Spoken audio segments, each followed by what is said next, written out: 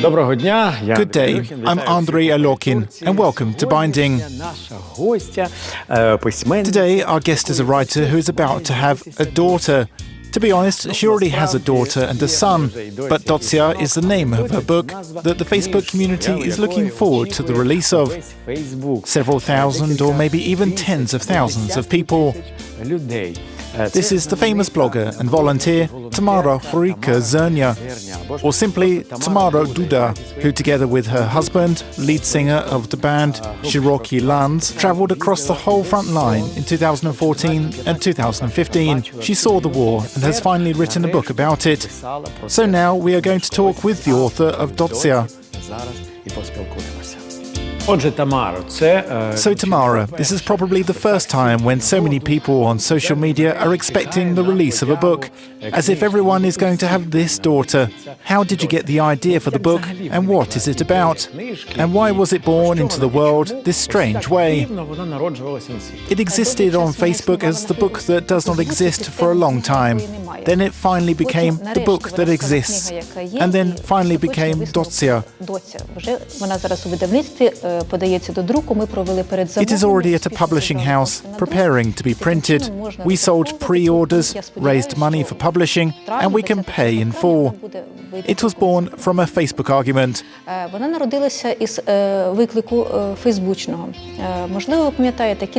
Maybe you remember how several years ago, when veteran military literature started appearing, people started asking, why is it not in the official language? Why are most of the books about war in Russian?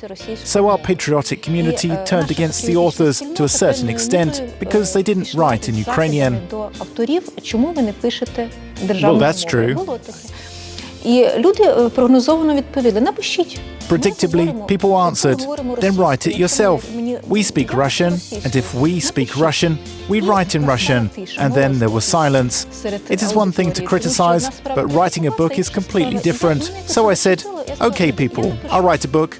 I promised my Facebook audience that I'll write a book about the war in Ukrainian. I made this ambitious undertaking and got to work. I started by turning on my laptop and then turning it back off again. It's not as easy as just saying it. People asked me, where's the book? You were going to write it. And I replied, everything's fine, I'm working on it. You know, like students do. The work was in thinking. Thinking for a month, 2, and then half a year. Like pregnancy, right? Yes, that's what I said to those who asked me. Then they started hinting that I was taking too long. I knew that. Then I said to my husband, who is also my partner, I have a prototype. I have a person whom I can make the main character. And that was true. There is a woman I met quite often under very comedic circumstances. When we went there, we used to find her in the most unexpected places. For example, at a scout base, in some cabin, or just on the road. So basically, we met her, gave her some things, she gave us new contacts, and we went off in different directions. So the prototype really existed, and there really was something to begin from. Yes, she is very real. She is a resident of Donetsk herself, who helped with intelligence at the time, helped with underground work. When it became too dangerous, she fled from Donetsk and remained in the surrounding area as a volunteer and coordinator. She is a real person, a real woman. It so happened that I met women quite often, particularly women who fled from there. Each of them told her story of escaping, having an IDP status, being in captivity, and their struggle. All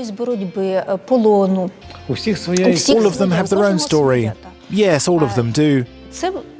And it was a considerable contribution to the story of the main character. As for other people, we talked with them the same way. It was research, maybe journalistic work. We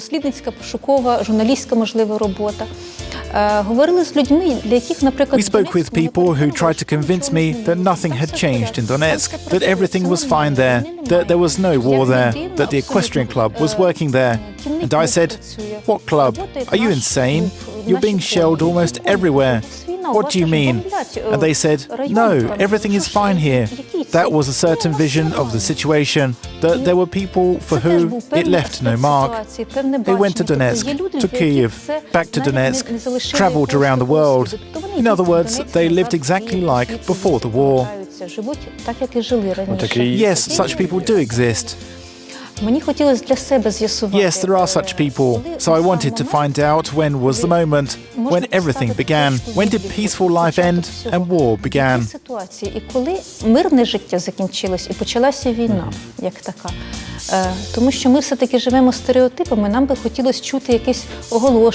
Because we live by stereotypes, and we'd like to hear a declaration of war. Some voice on the radio that today at 4 a.m, how did it happen that people who were living peaceful lives suddenly found themselves surrounded in a state of terror, in a state of war? They all had to make decisions that life didn't prepare them for.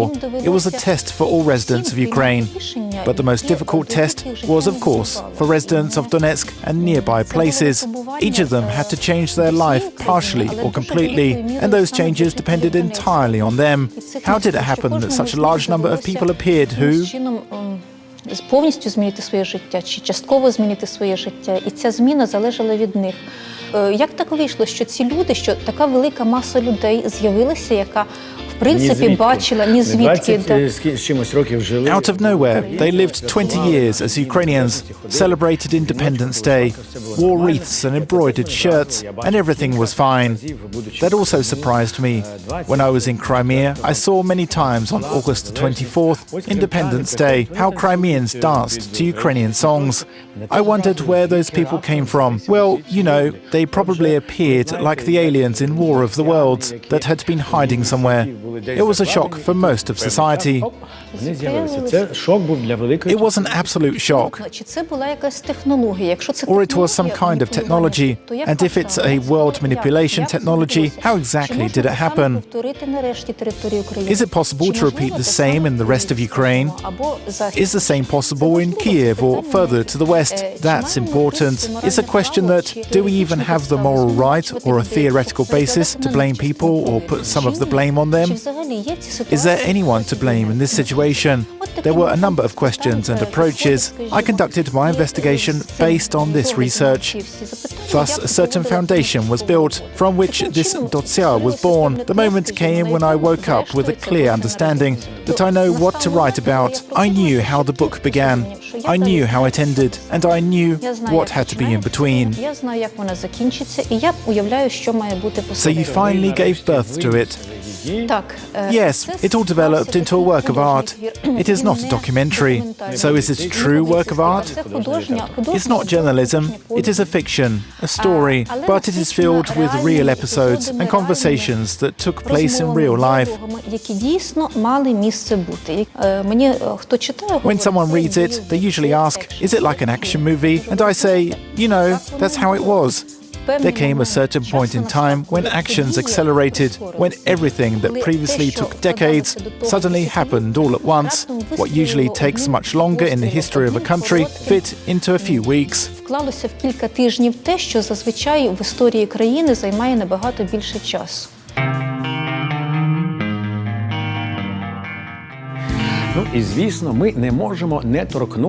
Naturally, we can't help discussing the famous conflict between brilliant writers, I call them office or academic writers, and amateur writers who became writers after returning from the trenches of war, who made their way into literature from the pages of social media or volunteering. The thing is that Tamara is a volunteer. She returned from the war and wrote a seemingly amateurish book. However, she is a writer, a linguist, and a Ukrainian historian, and she knows perfectly well what a Ukrainian word of art is.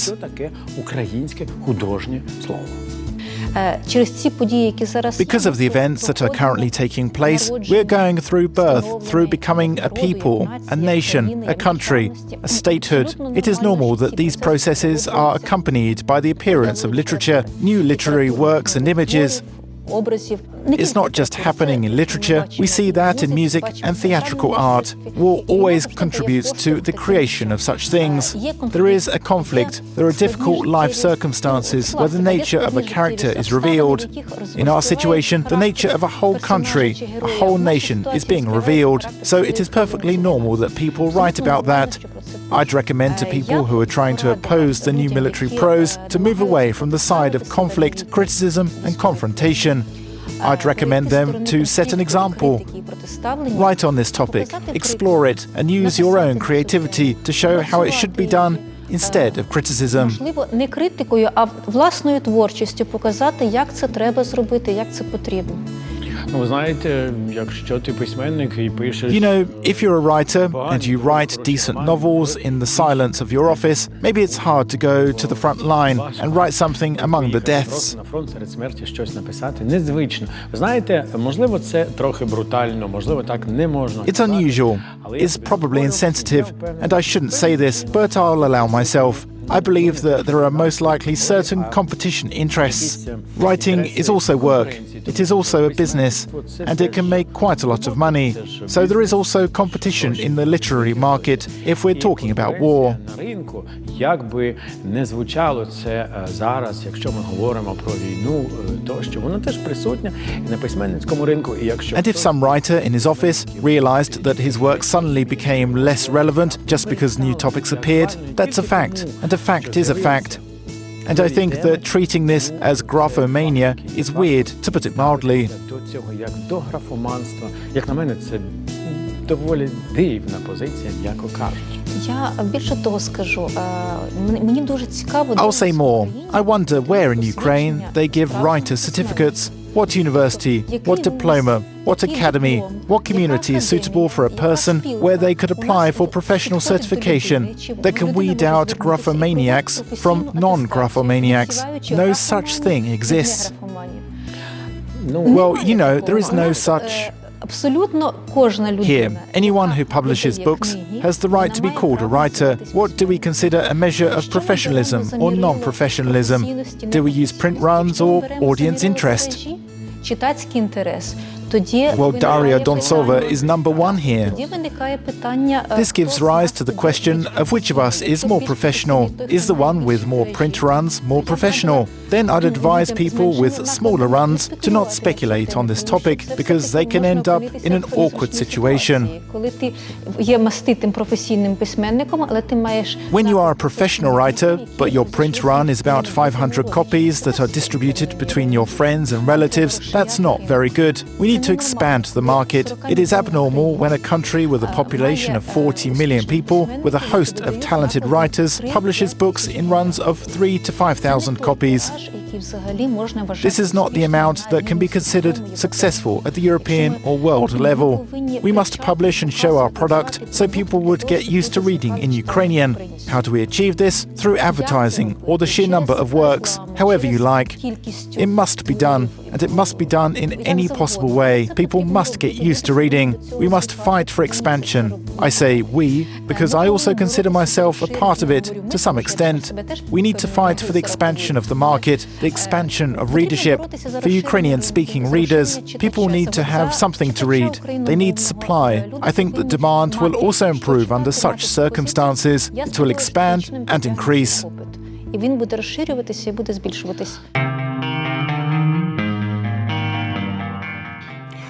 Ну і, звісно, питання мови.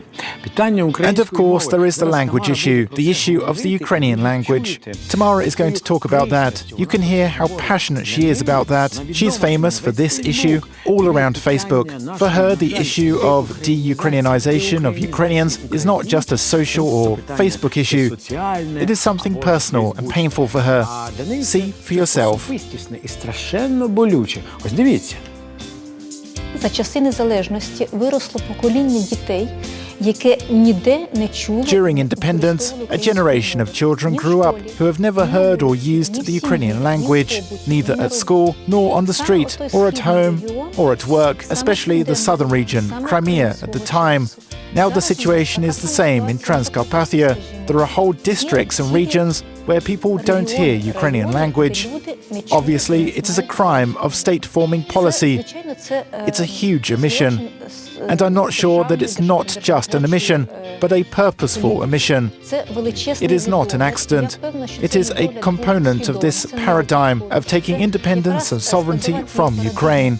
This program that is being implemented since the Soviet era.